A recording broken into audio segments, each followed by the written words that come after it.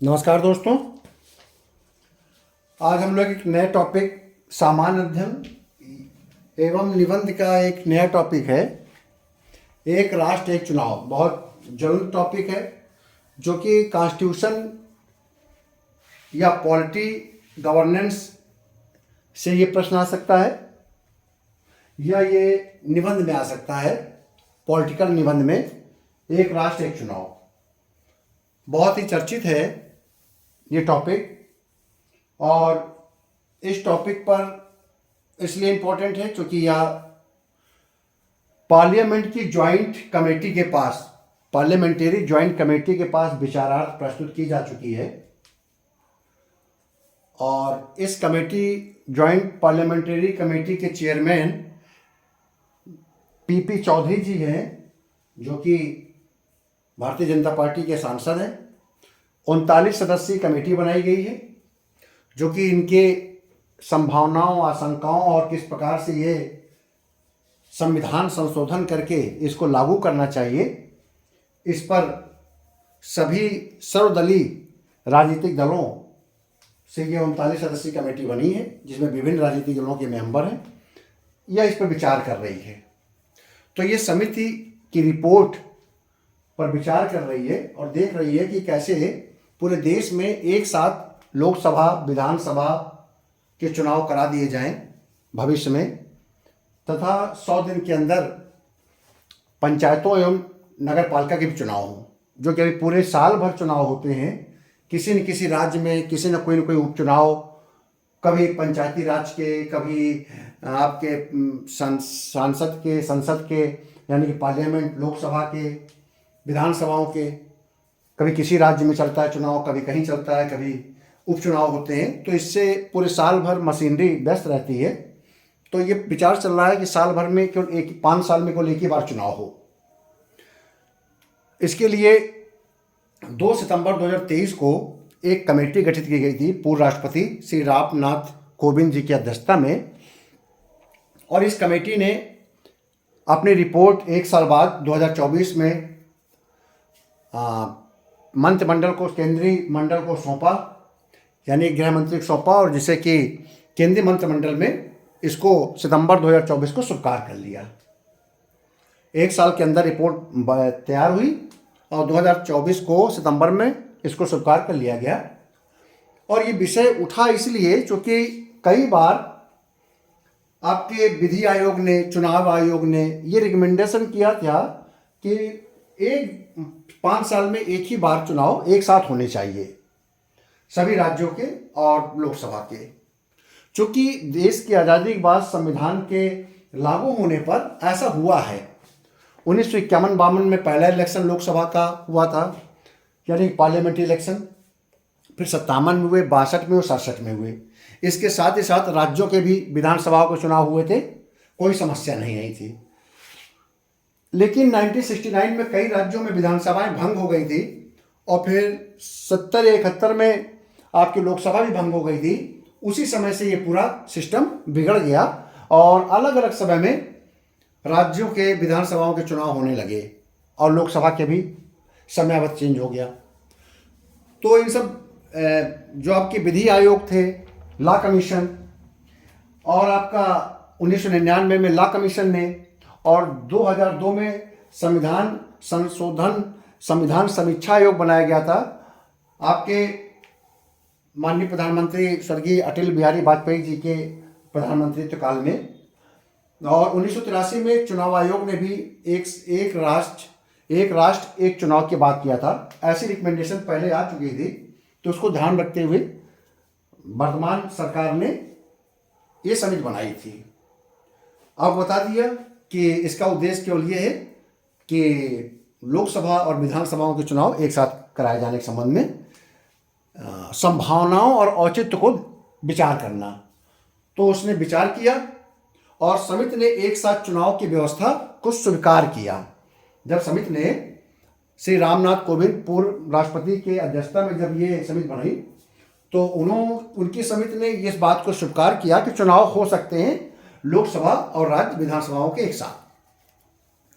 और उन्होंने यहाँ तक कहा कि 100 दिन के अंदर जब लोकसभा और राज्य विधानसभाओं के चुनाव हो जाए तो उसके 100 दिन के अंदर आप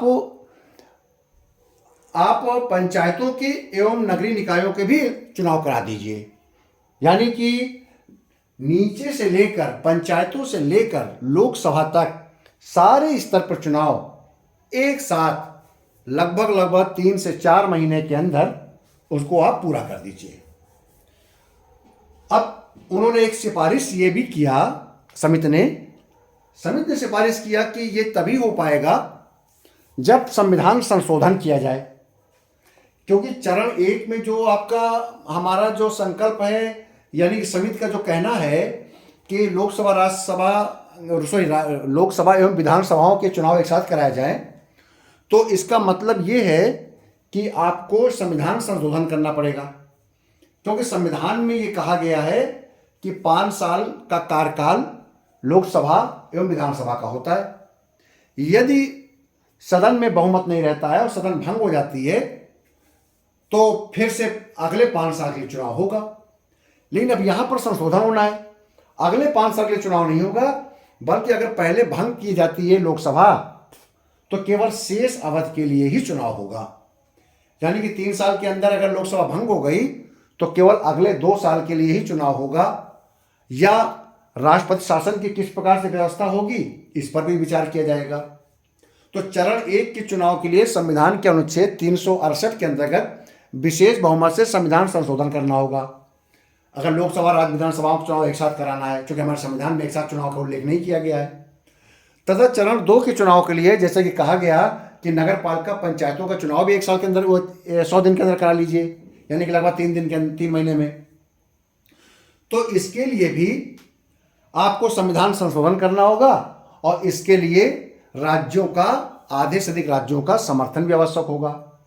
आप अगर हमारे प्ले लिस्ट कॉन्स्टिट्यूशन एवं पॉलिटी में जाएंगे तो आपको भारत के संविधान के संशोधन का एक वीडियो पड़ा है, उसमें बताया गया होगा कि संविधान का संशोधन 2 प्रकार से होता है। एक तो होता है 2/3 बहुमत से, और दूसरा होता है 2/3 बहुमत एवं राज्यों के, आधे से अधिक राज्यों के समर्थन से। ये दोनों संशोधन अनुच्छेद 368 के अंतर्गत किए जाते हैं।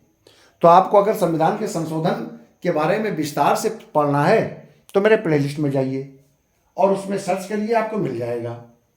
क्योंकि ये प्रश्न आ भी सकता है आपके PCS मेंस, IAS मेंस और असिस्टेंट रजिस्ट्रार की लिखित परीक्षा में कि बताइए भारतीय संविधान का संशोधन किस प्रकार से किया जाता है, कितने प्रकार से किया जाता है।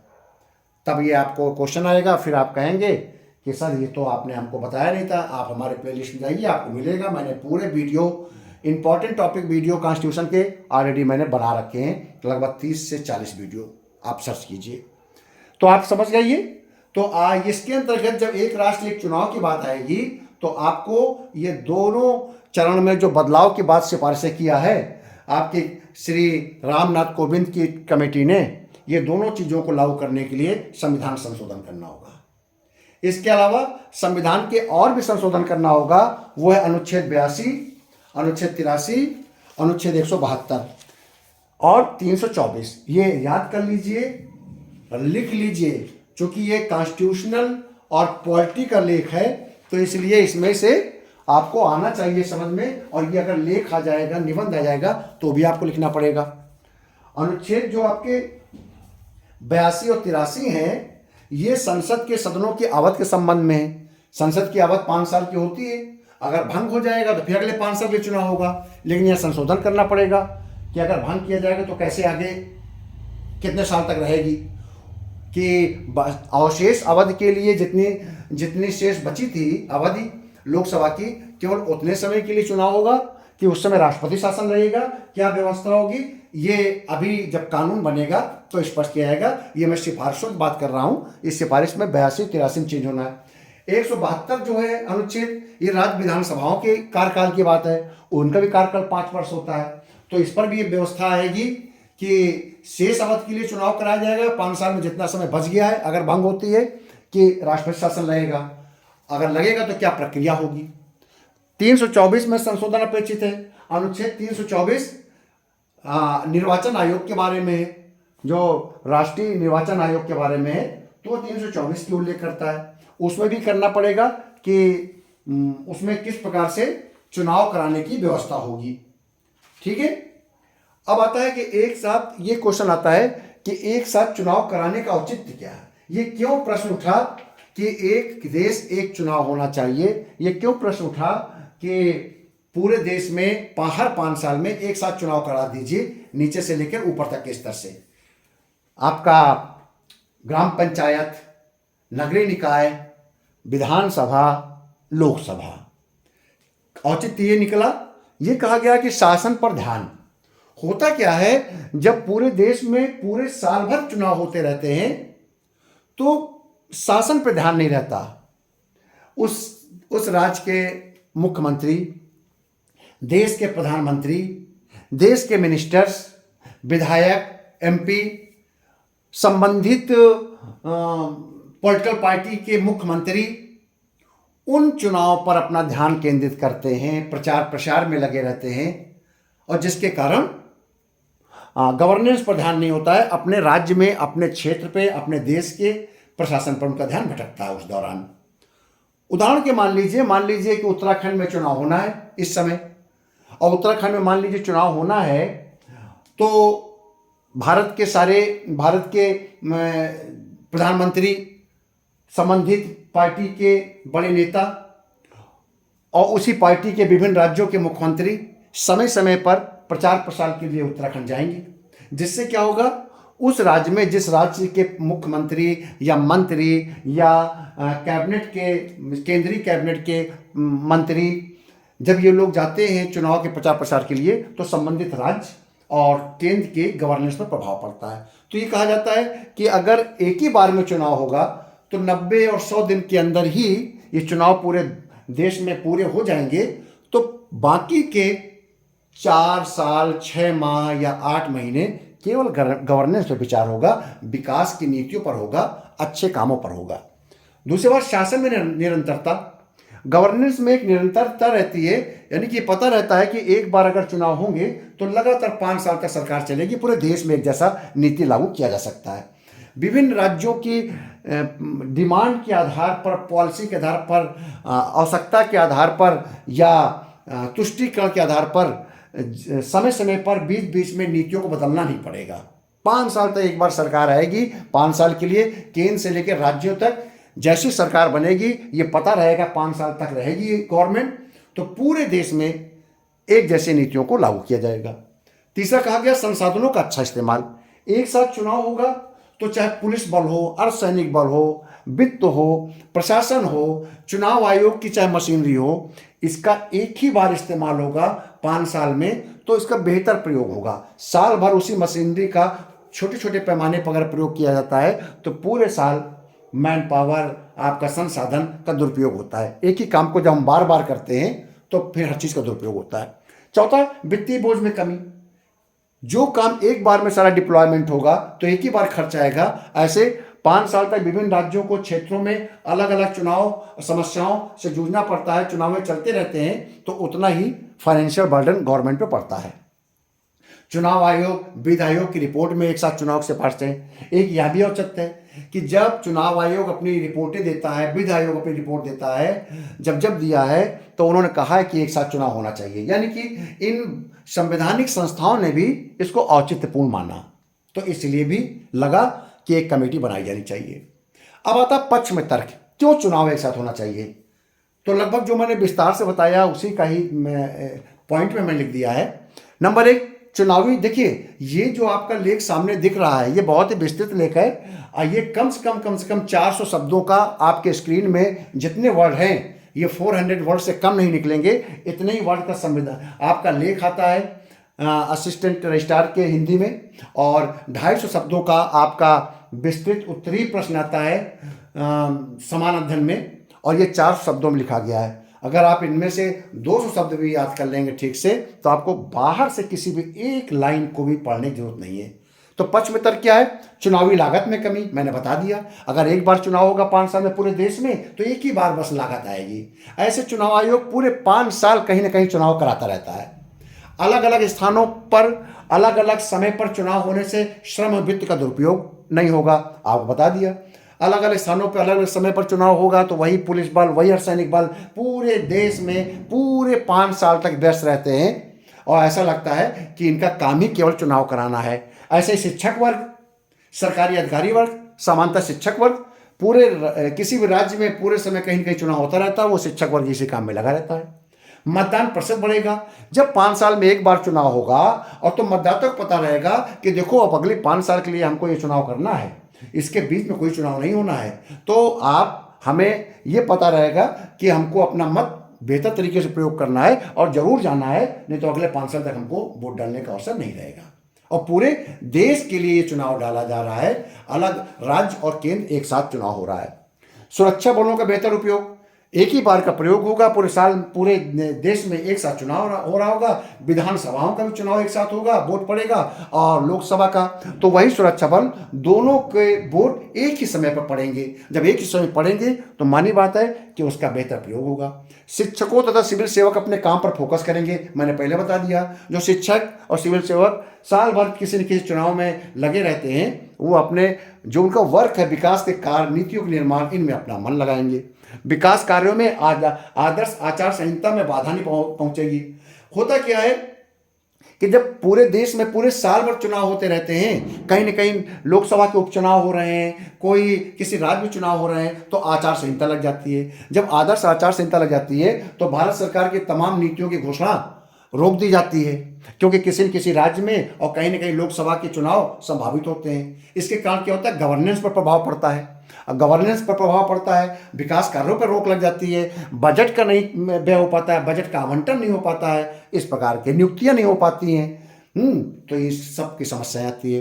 भ्रष्टाचार की कमी होगी, मानी बात है। जब एक साथ चुनाव होगा, आचार संहिता रहेगी और आपके जो खर्च होंगे वो लिमिट के अंदर होंगे, आपके भ्रष्टाचार में कमी होगी। 5 साल तक अगर विभिन्न जगहों पर चुनाव होते रहते हैं, उतना ही अधिक से अधिक पैसा खर्च होता है और तमाम प्रकार के गलत नीतियां अपनाई जाती हैं।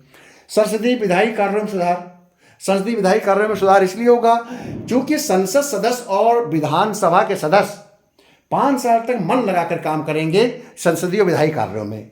अभी क्या होता है, जब किसी राज्य में और किसी लोकसभा किसी उपचुनाव साल भर होते रहते हैं और नगर पालिका के और पंचायतों के चुनाव साल भर होते रहते हैं, तो जिसके कारण क्या होता है कि वो संसद सदस्य और विधायक जो हैं अपने अपने क्षेत्र में ही व्यस्त रहते हैं। वो सांसद और विधायक विभिन्न जगहों पर जाकर प्रचार प्रसार में ही लगे रहते हैं और अपने संसदीय विधायी कार्यों पर ज़्यादा ध्यान नहीं दे पाते, संसद सत्र में नहीं पहुंच पाते, विधानसभा में नहीं बैठ पाते, जो कहीं न कहीं चुनाव की प्रक्रिया में लगे रहते हैं। ऐसे 5 साल तक वो अपने संसदीय कार्यों और विधायी कार्यों में व्यस्त रहेंगे।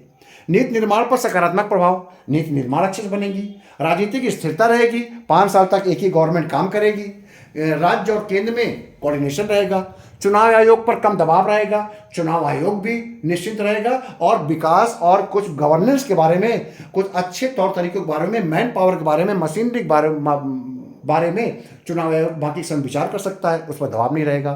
क्षेत्रीय और राष्ट्रीय मुद्दों का संतुलन, क्षेत्रीय और राष्ट्रीय मुद्दों का संतुलन रहेगा। लोग कहते हैं कि क्षेत्रीय मुद्दे दब जाएंगे, नहीं भाई, जब लोकसभा विधानसभा का चुनाव होगा तो जब लोकसभा का वोट डाला जाएगा तो सांसद जो सदस्य होगा वो राष्ट्रीय मुद्दों की बात करेगा, विधायक अपने क्षेत्रीय मुद्दों की बात करेंगे, तो संतुलन बना रहेगा। उस समय मतदाता को यह अधिकार होगा कि राष्ट्रीय मुद्दे को चाहे तो किसी राजनीतिक पार्टी को, राष्ट्रीय पार्टी को मत दें, और क्षेत्रीय मुद्दे में लगता है कि कोई क्षेत्रीय पार्टी उनके हितों को ज़्यादा संरक्षण करती है तो उनको मत देंगे। तो ऐसा नहीं रहेगा कि दोनों के बीच में असंतुलन हो जाएगा, संतुलन रहेगा। राज्य और केंद्र के बीच बेहतर समन्वय रहेगा, मतदाता का स्पष्ट विकल्प रहेगा 5 साल बाद। ऐसे ही विपक्ष में संघीय व्यवस्था के खिलाफ है। ये कहा गया है कि संघीय की व्यवस्था के खिलाफ इसलिए है क्योंकि ये कहा गया है कि चुनाव 5 साल हर 5 साल में होंगे। अगर बीच में कोई सरकार अपना बहुमत खो देती है तो उसको दोबारा जाएगी जनता के बीच में, लेकिन और फिर अगले 5 साल के लिए होगा। अगर ये कहा जाए कि नहीं वो फिर 5 साल तक चलाना पड़ेगा या राष्ट्र प्रशासन रहेगा, शासन चलेगा तो 5 साल चलेगा, तो ये कहा गया संघीय व्यवस्था के खिलाफ है कि। और दूसरा, स्थानीय मुद्दे गौड़ होंगे। उनका कहना है कि कुछ लोगों का कि अगर लोकसभा का चुनाव और विधानसभा एक साथ होंगे तो जो आपका केंद्रीय मुद्दे होंगे वो हावी रहेंगे, स्थानीय मुद्दों को सुनेगा नहीं। असमय सरकार गिरने की स्थिति की समस्या हो जाएगी। ये कहने का मतलब अगर 5 साल कार्यकाल है, 3 साल में सरकार गिर गई तो अगले 2 साल क्या होगा यह भी नहीं पता है स्पष्ट। संविधान के कई अनुच्छेदों में संशोधन करने होंगे, ये तो सत्य बात है कि बड़े बड़े संशोधन करने होंगे, क्योंकि पहली बार ऐसा होगा कि एक साथ चुनाव की बात आएगी।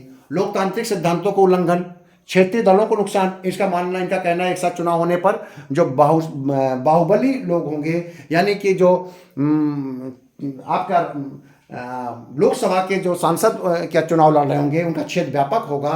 क्या राजनीतिक पार्टियों में जो राष्ट्रीय पार्टियां हैं उनका महत्व ज़्यादा होगा, क्षेत्रीय दलों को नुकसान होगा। चुनाव आयोग और संसाधनों पर भारी दबाव रहेगा। आचार संहिता की अवधि बढ़ेगी तो कोई बात नहीं, 5 साल में एक ही बार तो बढ़ेगी। ऐतिहासिक और व्यवहारिक अनुभव खिलाफ, उनका कहना है कि ऐतिहासिक व्यवहारिक अनुभव ये कहता है कि पिछले जो आपके समय पर जो हुए हैं चुनाव चलते रहे हैं, सन 70 के बाद बीच बीच में चुनाव होते रहे, उससे कोई ज़्यादा नुकसान तो हुआ नहीं, तो इसके खिलाफ है।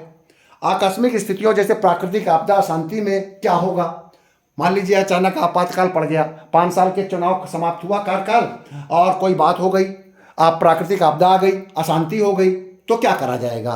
तो क्या उस दौरान भी चुनाव तुरंत कराए जाएंगे 5 साल पूरा होने पर, या कुछ और कारण होगा? यह भी विपक्ष कह रहा है।